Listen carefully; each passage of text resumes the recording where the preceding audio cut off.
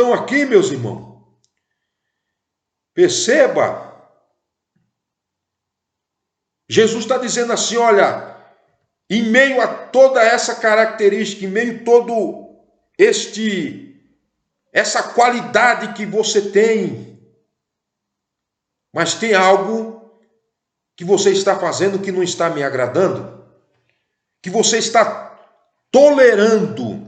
Tolerar é permitir, é deixar que as coisas continuem acontecendo dentro da congregação e eles não faziam nada. Não havia um sentimento de revolta, não havia um sentimento de querer barrar aquela mulher que estava contaminando aquela igreja.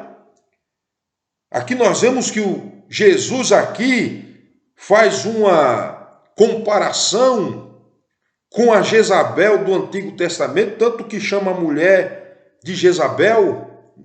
Creio que não era o nome desta mulher, mas Jesus aqui faz aqui uma analogia, trazendo a história de Jezabel no livro de 1 Reis, no capítulo 16, que quando Acabe se casa com Jezabel, Jezabel era da Fenícia, né? Adorava a Baal, a Astarote. A Baal naquele tempo era o deus da chuva, e Astarte era Astarote, né? Que era a deusa da fertilidade daquela época.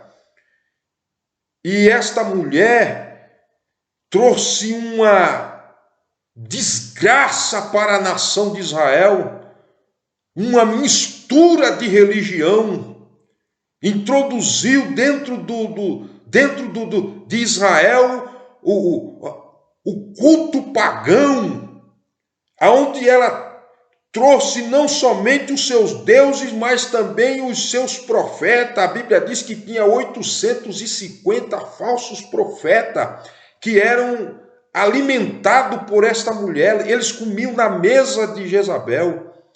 Jezabel, ela abole o culto ao Senhor no tempo de Acabe, de forma que a Bíblia diz que os sacerdotes tiveram que fugir. E a Bíblia fala de Obed, que ele sustentou 3.000 dentro de uma caverna, quando ele fala isso, quando ele se encontra com Elias. E a Bíblia diz que existiam também 7.000 que não haviam se prostrado dentro de Baal, mas esses 7.000 não deram as caras, nesses 7.000 não se apresentaram, a Bíblia não faz menção do nome desses 7.000 profetas, a não ser o único que teve a coragem de enfrentar Jezabel, que foi Elias. E Jezabel, irmãos, traz todo esse ritual de orgia para dentro de Israel.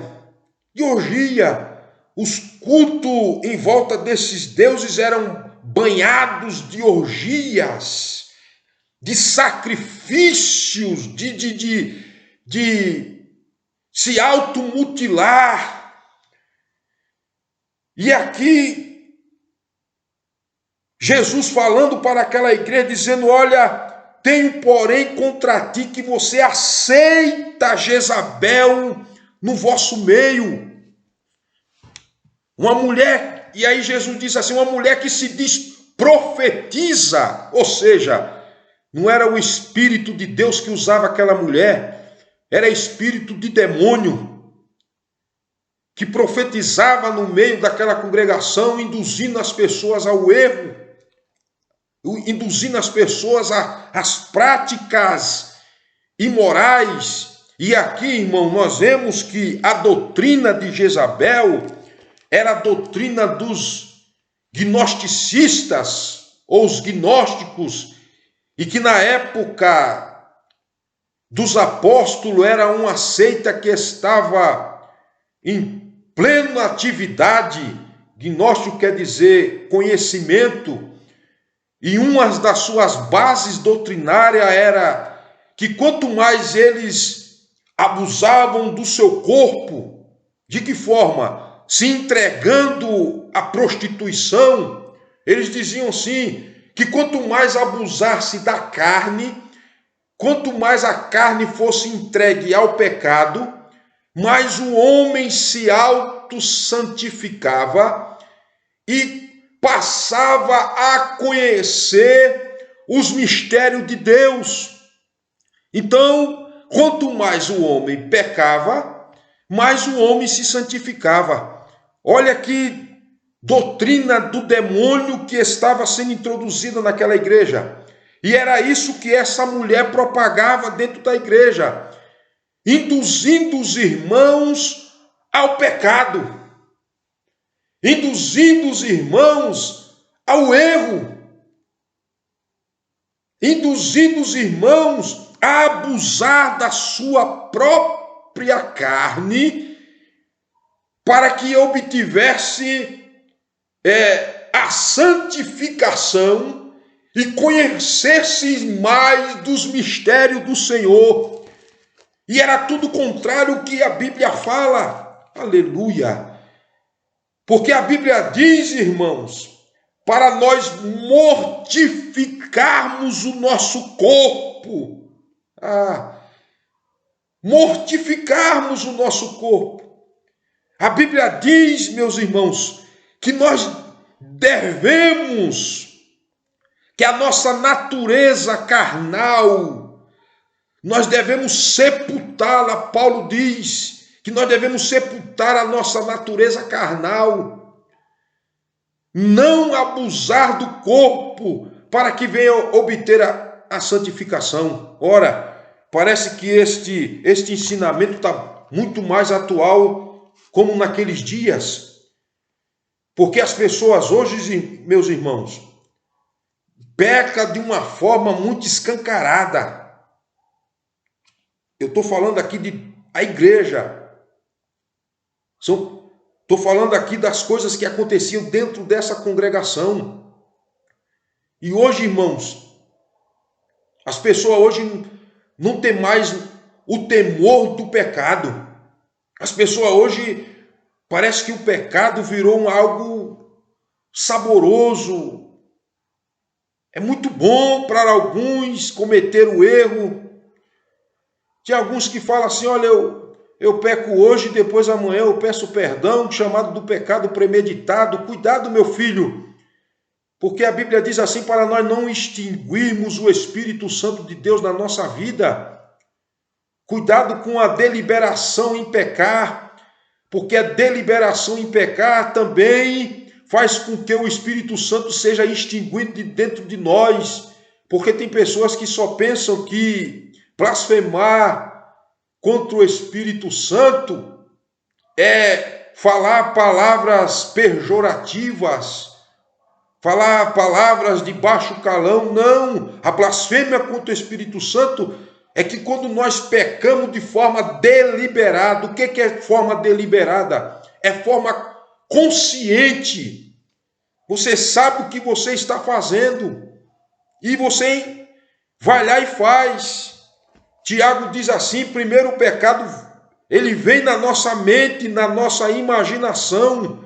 Nós formulamos ele, maquinamos ele e depois ele vem à tona. É como um filho que é gerado no ventre da mãe. Assim é o pecado.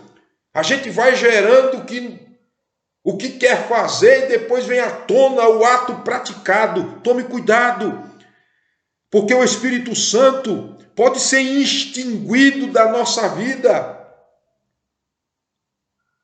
pode ser tirado da nossa vida. Tome cuidado. Aleluia. Vejo pessoas, irmãos, que não falam mais de mistério com Deus. Vejo pessoas, irmãos, que não, aquela intimidade que ele tinha com Deus antes, hoje não tem mais. Perdeu. Quer um exemplo, por exemplo? Vamos fazer um exemplo do filho pródigo, do livro de Lucas.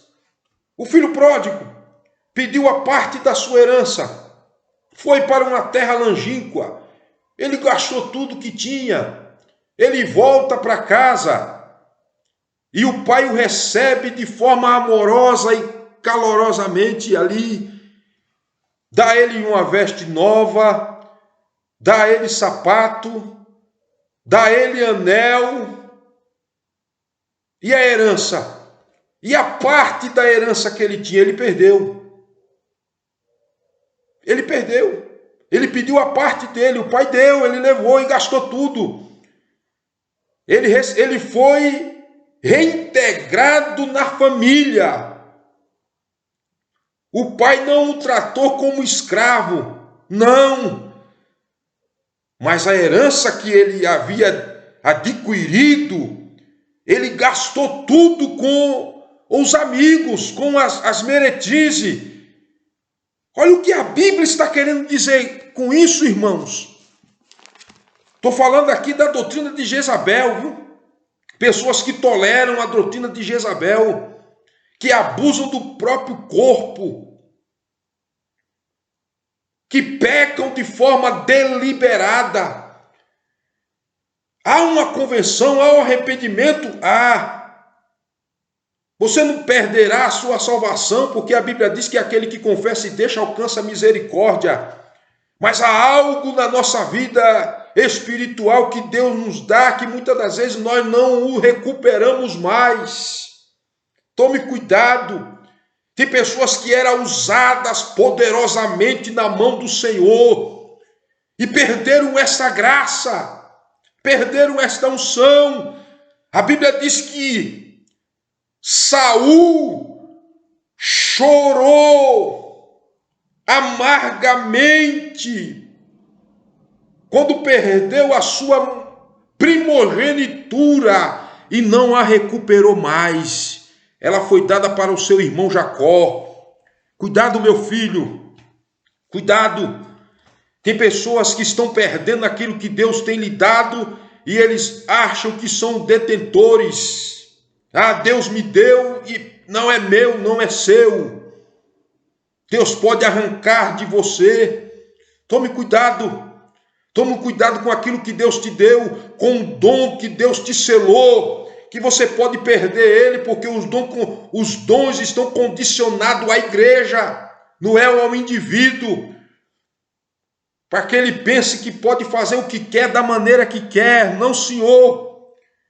Então a igreja, a congregação de Tiatira estava tolerando o gnosticismo, tolerando o pecado.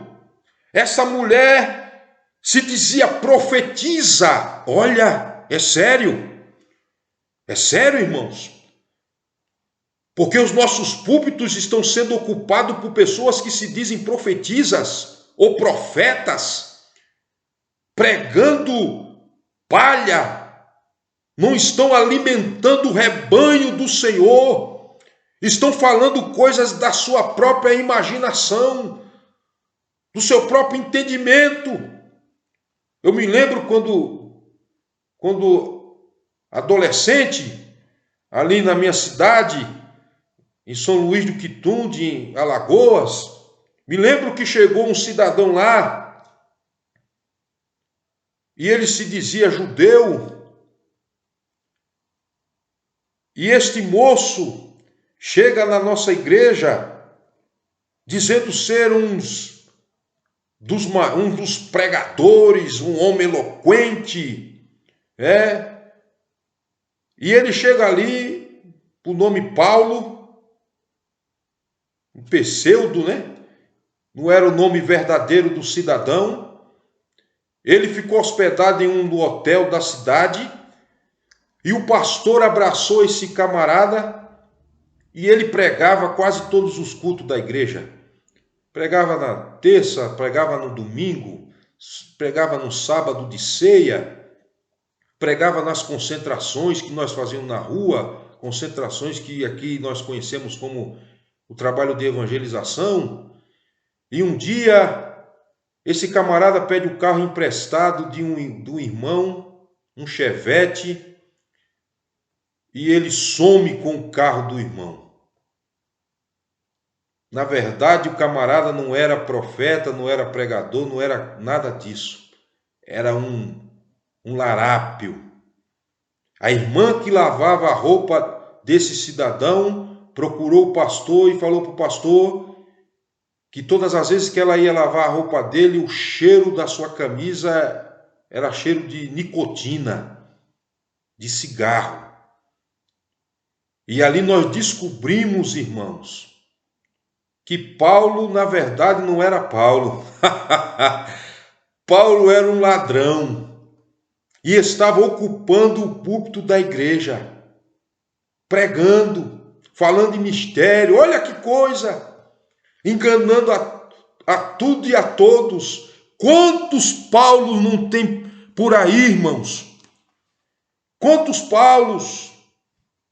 Quantos Isaac Mugunga, que chegou aqui em Mogi das Cruzes há uns anos atrás, se passando por missionário, e quando fomos descobrir, era um camarada divorciado da mulher e ficava visitando igreja para tirar as ofertas dos irmãos para se enriquecer. Era um larápio que ficava andando aqui na região, na zona leste de São Paulo. Quantos desses existem por aí?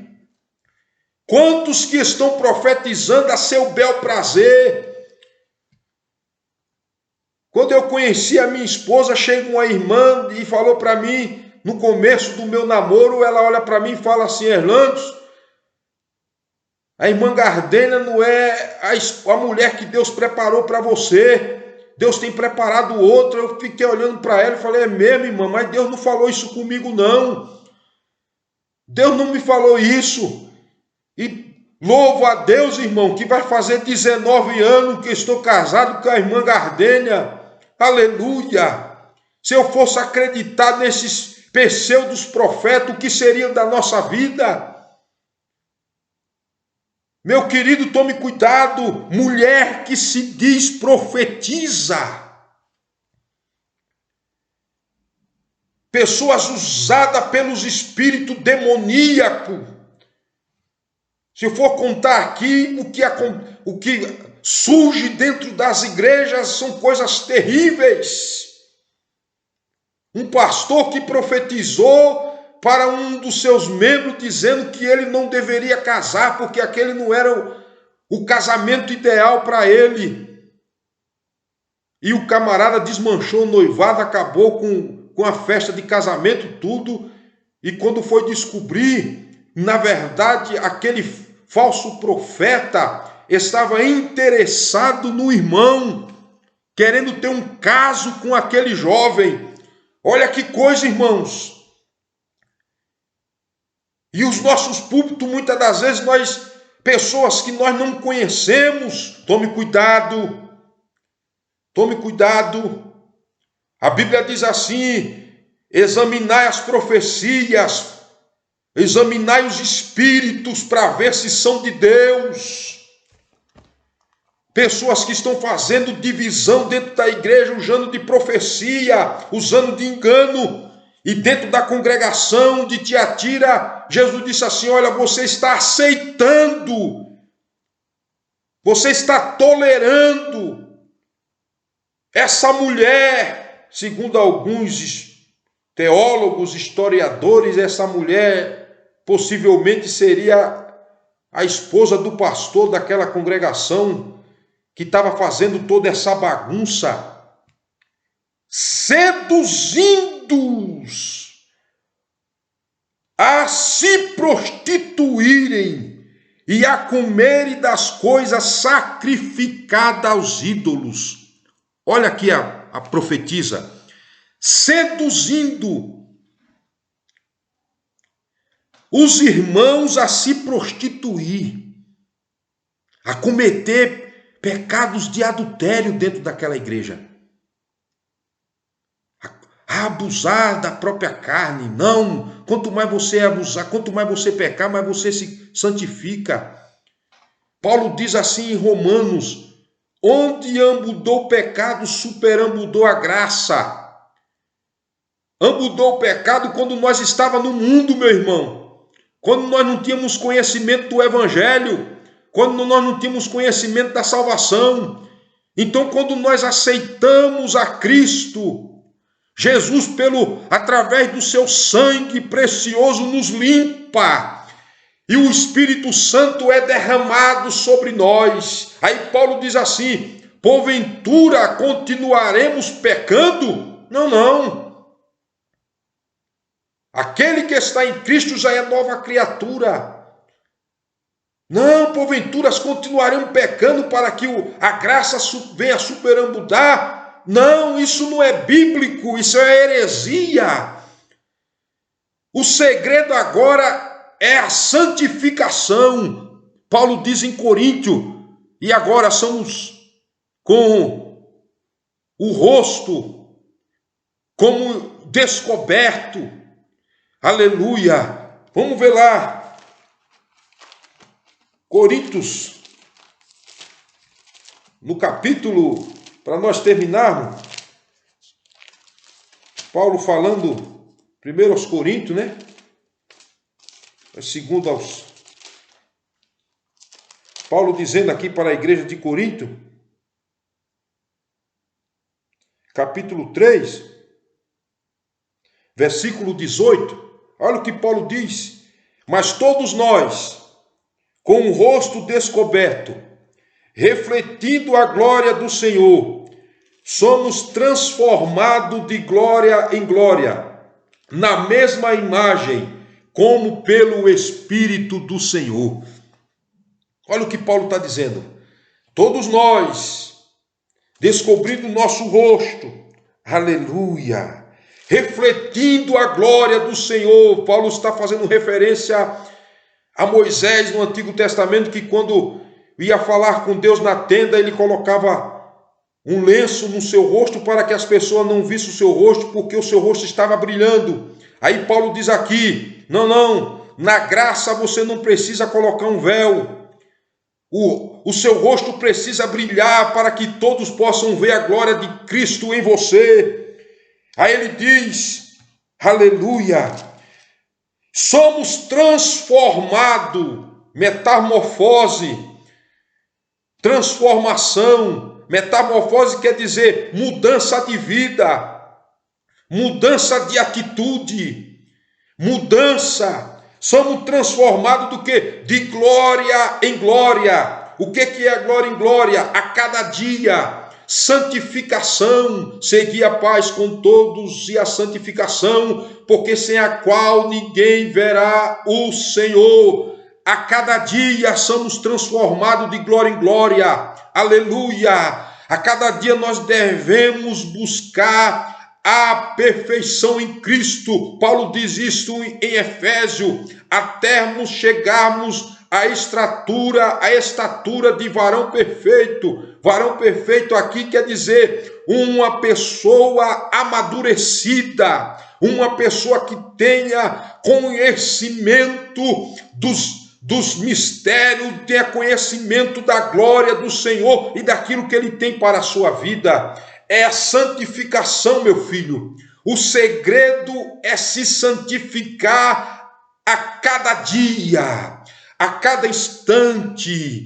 Aleluia! Deixe o mundo para trás. Paulo fala para a igreja de Filipe, deixando para trás as coisas que ficam. Eu prossigo para o alvo, para onde? Para o céu. Aleluia! Deixe o pecado para trás. O Egito já não é mais o nosso lugar. Siga em frente, siga avante. O nosso alvo é o céu. Bendito é o nome de Jesus. Aleluia. Não devemos de forma nenhuma tolerarmos a doutrina de Jezabel no nosso meio. De forma nenhuma. Nenhuma, meus irmãos. Nenhuma. Não existe meio termo na Bíblia para o pecado. Não existe. Pecado na Bíblia é pecado. A Bíblia diz assim: ai daquele que chama amargo doce e o doce amargo, que faz da luz escuridade e da escuridade luz. Não existe meio termo na Bíblia. Pecado é pecado, meu irmão. Tem pessoas aí que estão aceitando dentro das igrejas a fornicação. Jovens namorando e cometendo ato sexual e achando que isso é normal. Ele namorando e vai dormir na casa da sua namorada e dorme na mesma cama e acha que isso é normal. É assim que está acontecendo. Pessoas que estão na igreja e não casaram, irmãos, não selaram o seu laço matrimonial perante a justiça, a lei terrena, estão lá em pecado. Isso é pecado de fornicação. Tem pessoas que têm, eu falo de líderes, homens, que têm 2 mulheres, amante, e muitas das vezes é tolerado no nosso meio. Irmãos, há um tempo atrás, a cada 5 divórcios, 1 era cristão. Hoje, nós estamos meio a meio, irmão. A cada 5 divórcios, 2 ou 3 são cristãos. E nós estamos aceitando isso numa normalidade, achando que isso é normal no nosso meio. Não é não, irmãos. Quem instituiu o casamento foi Deus. No livro de Gênesis, quando ele fez Adão e Eva, ele disse: eu lhe farei uma companheira. E deixará o homem, pai e mãe, se unir-se a uma mulher, e serão ambos uma só carne. Perguntaram a Jesus: Senhor, por que a carta de repúdio? Jesus disse: foi por causa da dureza do seu coração. Isso não veio de Deus, não. Porque Deus, o que Deus uniu, o homem não separa. Não, casamento é um compromisso para toda a vida. Casamento é um compromisso para toda a vida.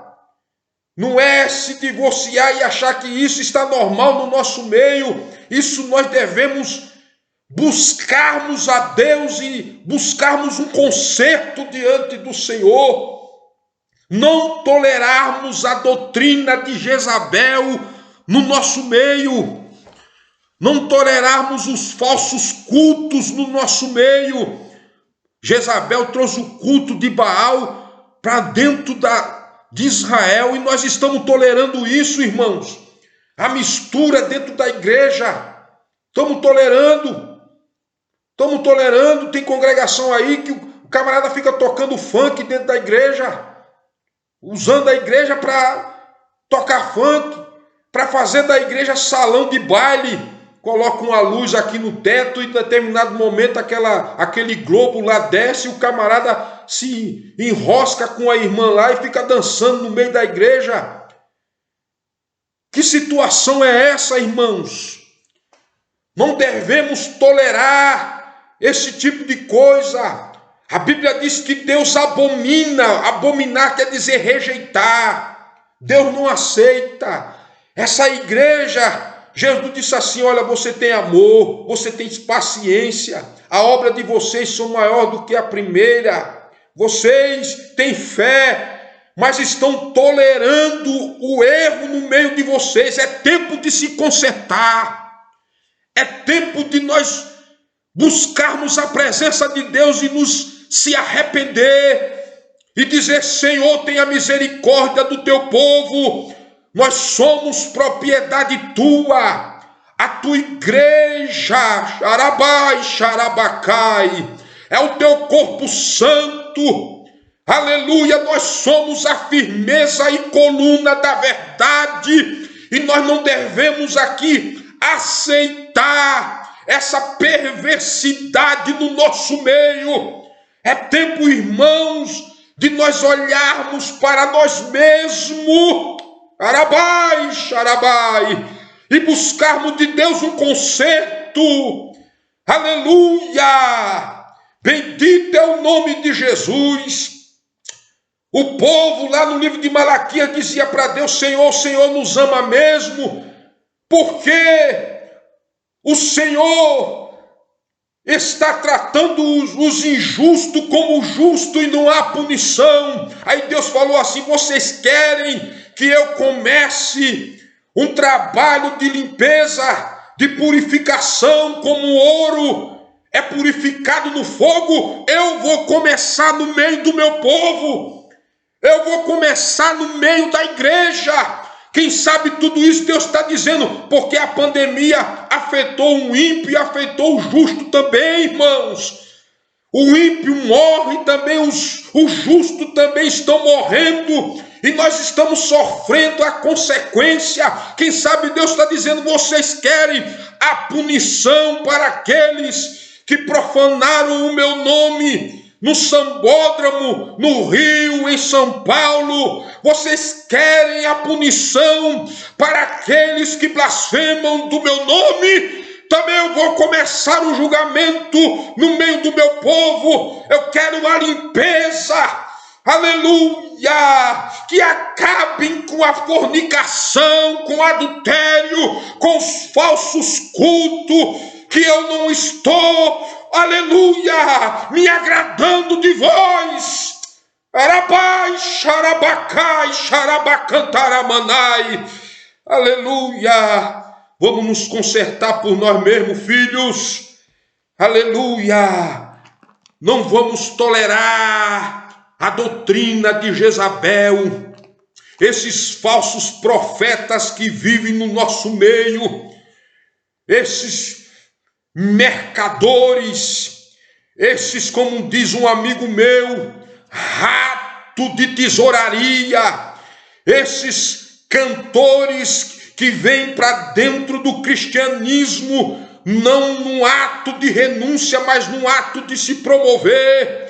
Eles querem continuar com a mesma fama que tinha no mundo, eles querem continuar no nosso meio. Ei, meu filho, aqui a primeira coisa aqui é a humilhação. A primeira coisa aqui é aprender a ser discípulo. A primeira coisa aqui é aprender a ser ovelha. Não é querer vir para o nosso meio achando aqui que vai querer ter o mesmo sucesso, que vai querer ter o mesmo nível de seguidores nas redes sociais. Se humilha primeiro, rapaz, se converte primeiro e depois busca, oh glória, e deixa Deus te encher depois, rapaz.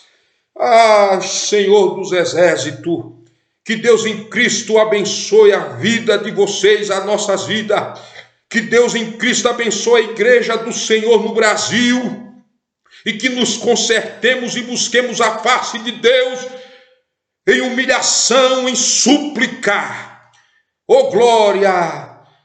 De nos humilhar e dizer: Senhor, tenha misericórdia de nós. Nos livre das doutrinas de Jezabel. Nos livre, Senhor, desses falsos cultos. Nos livre, irmãos, porque tem culto, irmãos, que nós nos assustamos. Parece mais qualquer outra coisa, menos culto. E a gente acha que Deus está recebendo o nosso culto. Mero engano. Mero engano. Que Deus abençoe, meus irmãos. Em nome de Jesus, que Deus em Cristo abençoe a vida de vocês. Eu quero orar pela sua vida. Querido Deus, no nome de Jesus, Senhor, aqui na tua presença estamos, Senhor. Estou aqui na tua presença, Pai. Senhor, falando da tua palavra. Senhor, falando desta igreja de Tiatira. Ó Deus, que tinha tantas qualidades, Senhor, mas estava tolerando a doutrina desta mulher, que estava tolerando a doutrina de Jezabel, que estava tolerando o gnosticismo ali, Senhor. Ó Deus, que estava tolerando o pecado, que estava tolerando ali a prostituição, que estava tolerando, Senhor, o sacrifício aos ídolos. Meu Deus, no nome de Jesus eu oro neste dia pedindo a Ti a misericórdia, Senhor, sobre a igreja do Brasil. Eu oro a Ti pedindo a Tua misericórdia sobre a Tua igreja, Senhor, nesta nação. Tenha misericórdia de nós. Pai, nós precisamos de Ti, Senhor. Nos livra dessa doutrina diabólica. Senhor, nos leve pelo caminho da santificação. Senhor, nos leve pelo caminho da renúncia.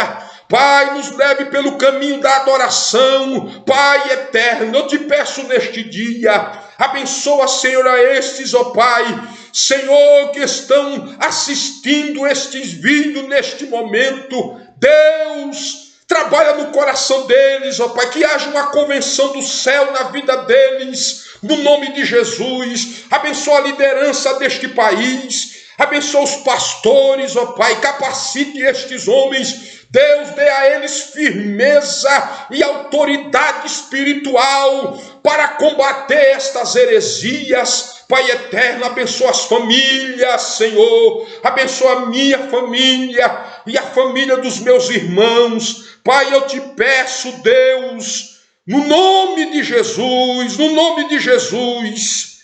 Amém. Glória a Deus. Que Deus em Cristo abençoe a vida de cada um de vocês, meus irmãos.